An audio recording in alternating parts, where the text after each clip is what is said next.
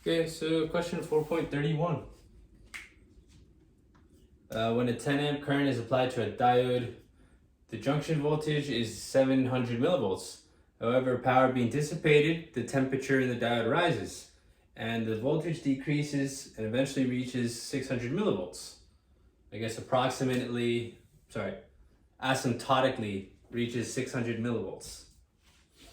So what is the rise in junction temperature? What is the power dissipated in the final state?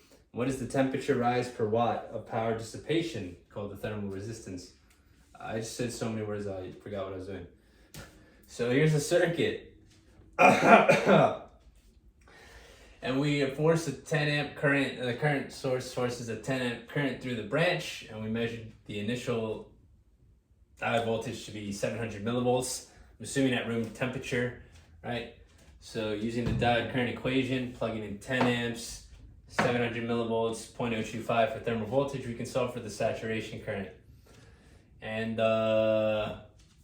so in the text, it says that a diode operating at a constant current experiences a change in diode voltage of -2 millivolts per degree Celsius. So if the diode heats up and approaches 600 millivolts, we were originally at 700 millivolts, we decreased to 600 millivolts by 100 millivolts. And how does that correspond with the law? We increased by 50 degrees Celsius.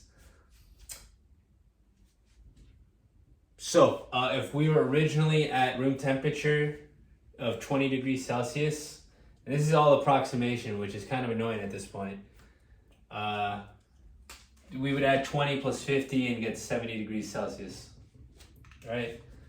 So power dissipated in the final state, it's conducting 10 amps.